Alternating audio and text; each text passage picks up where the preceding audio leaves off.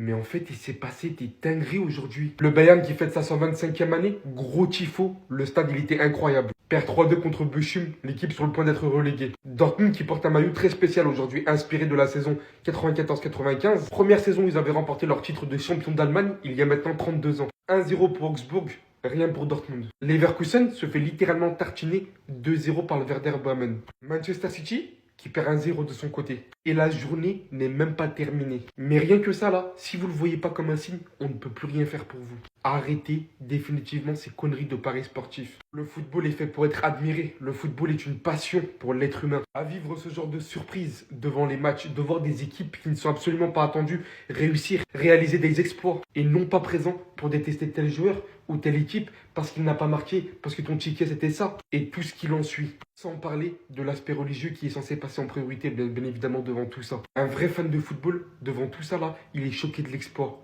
Il est ravi.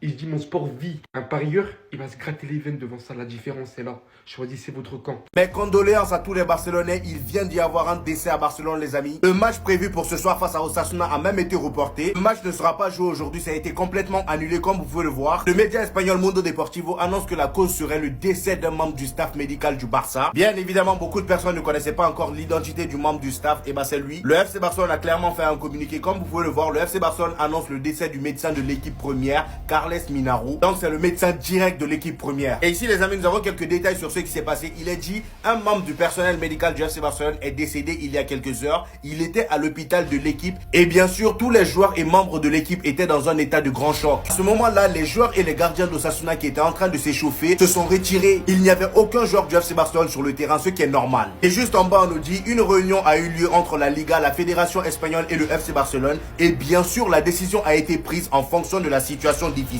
Il n'y a pas grand-chose à exprimer dans de tels moments, si ce n'est d'exprimer nos profonds regrets pour cet incident. Et pour transmettre tout notre soutien et nos condoléances à la famille du défunt. Et dites-vous que avant que la nouvelle soit divulguée, beaucoup de personnes attendaient dans le stade. Il y avait les supporters déjà du FC Barcelone qui attendaient. Vraiment toutes mes condoléances aux Barcelonais. Les gars, c'est une dinguerie, les gars. Je suis choqué.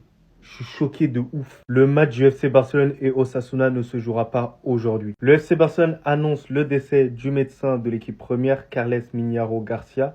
Le match face à Osasuna ce soir est suspendu. Donc déjà, mes condoléances à toute sa famille et qu'il repose en paix, bien évidemment. Qu'on soit supporter du Real Madrid ou bien du FC Barcelone, de n'importe quel club, on est au-dessus du foot. Donc pour ceux qui se réjouissent de la mort de quelqu'un qui contribuait pour le football, vous êtes des ordures. Et pour moi, en effet, le meilleur des choix, c'était quand même de reporter le match parce que de ce que j'ai entendu, il y a pas mal de joueurs qui étaient choqués par la nouvelle. Donc ça a dû créer des petits chocs émotionnels à ce moment-là. Et les gars, ce genre de problème, et je sais de quoi je parle, bah ça peut perturber toute une saison. Parce que c'est vrai qu'il y a eu de l'affection qui s'est créée entre lui et les joueurs. Donc j'espère que du côté des joueurs du FC Barcelone, ils ne seront pas trop impactés par ça. Et que ce ne sera pas à cause de ça qu'ils chutent au niveau, par exemple, du classement, de leur performance sportive et même de la solidité dans le groupe. C'est en tout cas pas ce qu'il voulait lui. Donc voilà. Pas de Barça Osasuna les gars ce soir, le match est suspendu. Malheureusement aujourd'hui est arrivée une tragédie, comme vous pouvez le voir d'après DAZN Espagne. Un membre de l'équipe médicale du FC Barcelone est décédé. Du coup, personnellement, toutes mes condoléances à la famille, aux proches, aux joueurs. Bien sûr il y a le foot, il y a des choses plus importantes dans la vie que ça, il y a la vraie vie. Ça a été également confirmé par Fabrizio Romano. Le match de ce soir qui devait avoir lieu entre le Barça et Osasuna, je vous avais fait l'avant-match. Le match va être reporté tout simplement. Il aurait pu avoir lieu. Les joueurs du Barça ont été très touchés par ce décès. Du coup, ils ont fait la demande pour que le match soit reporté, comme le reporte la Cadena Ser. Du coup, les gars, ce soir, pas de match, pas de débrief.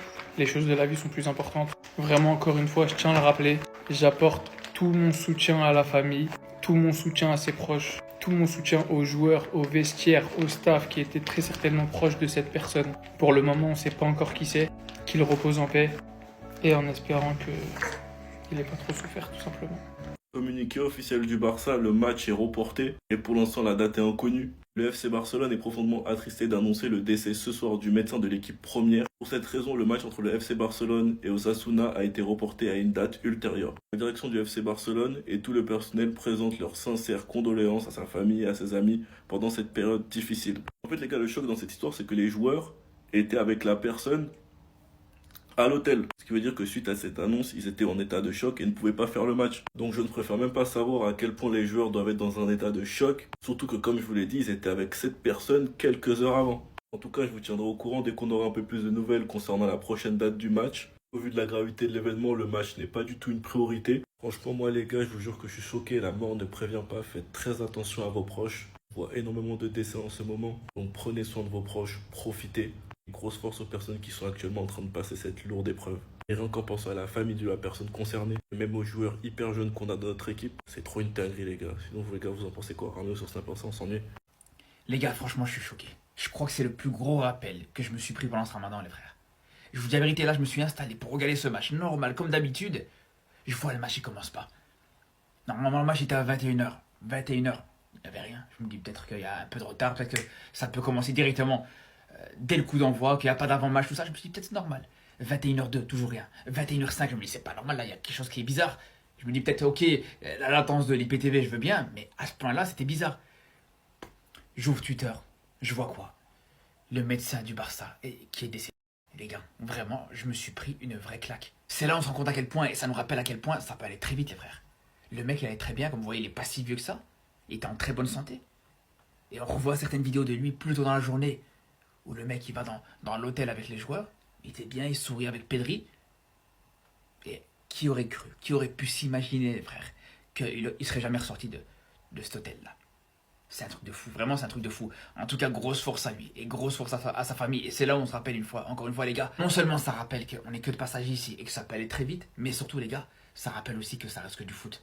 Et quand je vois certains Madrilènes qui étaient tout aussi choqués et qui ont soutenu le Barça, les joueurs du Barça et la famille du médecin du Barça, c'est là où on se rappelle que les gars, dans ces moments-là, il n'y a pas de football, il n'y a pas de rivalité, il n'y a pas de Barça, il n'y a pas de Real les gars. C'est aussi simple que ça. Les Barcelonais, on est ensemble.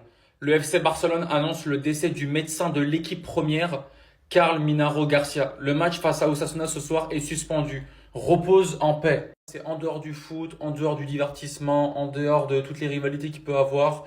On est avec vous. Un choc dans une équipe qui tourne bien comme le Barça actuellement, ça peut les plomber moralement. On est avec vous. Les personnes qui vont rigoler de ça juste par pure rivalité, pour rigoler, on rigole pas de ça. Carlo Ancelotti vient d'incendier une équipe de première ligue. Avant d'en venir à là, on va se pencher sur ce thug qui visiblement aujourd'hui fait des doigts à l'entraînement. Parce qu'il faut savoir que jusqu'à aujourd'hui, des extraits de sa dernière interview sont encore sortis. Et il y a des choses super intéressantes dans tout ce qu'il dit. Le sujet des profiteurs a été évoqué. Si j'ai senti que des gens me parlaient pour profiter, des fois, tu vois même des gens arriver sans mauvaise intention, mais t'es dans une paranoïa. J'ai des amis, mais pas un milliard. Sinon, ce sont des connaissances. Après, j'ai toujours dit que j'étais un privilégié, donc j'essaie de faire profiter un maximum de personnes, même s'ils ne le rendent pas. J'ai toujours kiffé cette mentalité chez lui, parce que même s'il est vraiment plus fort que la norme dans les joueurs de football habituels, il a toujours dit qu'il était privilégié à gagner des millions en courant derrière un ballon de football, comme Ronaldo d'ailleurs, et qu'il a toujours mis en valeur ceux qui travaillaient vraiment. Il faut savoir qu'il a aussi ressenti de la jalousie apparemment. Ethan et moi, on n'a pas eu la même éducation. Des fois, je lui dis à ma mère, lui, il a des trucs que moi, j'avais pas. Là, il va partir en vacances, mais des vraies vacances, hein. J'ai vu le tarot des vacances, j'ai dit, ma mère, elle a dit, oui, mais avant, on n'avait pas le même compte en banque. C'est grâce à toi, Kylian. Tu devrais être fier que ton petit frère puisse justement profiter de telles vacances, justement. C'est grâce à toi, tout ça. Par contre, dans tous ces récits, on a vraiment l'impression que leur mère, elle garde quand même une main un petit peu sur leur compte bancaire. Parce qu'à la cité, on n'avait pas le même compte en banque. Il est aussi revenu sur son célèbre « Tu me parles pas d'âge ». Avec la nouvelle génération et les réseaux sociaux, même une phrase simple, ça devient une phrase culte. Si je l'ai déposée, oui, celle-là, je l'ai déposée. Dites-vous que là, du coup, cette phrase, il l'a déposée en tant que marque qui lui appartient. Il en loupe définitivement pas une. Carlo Ancelotti, il était là pour éteindre lors de sa dernière interview. J'ai entraîné Everton, ce n'est pas comme s'il y avait des phénomènes là-bas. Dans mes autres équipes, oui, il y a beaucoup de mauvais joueurs, je ne peux pas dire qui. Par la suite, dites-vous, il a quand même rajouté « J'aimerais être une mouche pour voir ce que les agents, la famille et les parents disent à un joueur quand il rentre chez lui après ne pas avoir joué. Tu dois le savoir, arrête de faire l'acteur. Toi qui ne fais pas jouer Hendrik, Arda Güler et tout le reste. » Vous voyez la rivalité qui a été créée entre Kylian Mbappé et Erling Haaland. Pour moi, en vrai, cette rivalité, j'ai pas grand chose à dire dessus. Elle a été créée parce que voilà, à leur jeune âge, on était clairement sur deux des meilleurs jeunes au monde, voire les deux meilleurs. Et je pense que c'est de là qu'est partie cette rivalité. Mais moi, maintenant, j'ai envie de vous dire que dans un monde normal où tout se serait bien passé, cette rivalité n'aurait pas dû exister. Parce que pour moi, la vraie rivalité qu'on aurait dû connaître, c'est pas Kylian Mbappé, Erling Haaland, mais c'était bien ça. Kylian Mbappé et Marcus Rashford. À la base des bases, ça aurait dû être ça la rivalité. Parce que là, malheureusement, Marcus Rashford, On sait que ça a été compliqué. Il y a eu des hauts, il y a eu des bas. Bon, maintenant, il est à Aston Villa. On espère qu'il se relance. Mais Marcus Rashford, quand il était jeune, à ses débuts et tout, mais je peux vous dire que c'était quelque chose. Et que vraiment, Marcus Rashford, quand il était au top de sa forme, qu'il était en confiance et qu'il avait envie de faire mal à n'importe quelle équipe, il en était capable. Et Marcus Rashford, dans un monde normal où tout se serait bien passé, Marcus Rashford actuellement serait l'un des meilleurs joueurs au monde. Et je vous dis que la rivalité de leur génération, ça aurait dû être eux. Ça aurait dû être eux. Mais sauf que depuis cette photo, Marcus Rashford, c'est plus le même. Et ça n'empêche que nous, on n'oubliera pas ce qu'il a fait, de ce qu'il était capable. Et même là, à Aston Villa, il peut se relancer et on espère qu'il se relance. Parce que vraiment, quand il est en top niveau, il y en a certains qui ne s'en rendent pas compte du niveau qu'il peut avoir. Un Rashford, dans les meilleures dispositions, c'est un joueur de classe mondiale. Et c'est l'un des meilleurs joueurs au monde.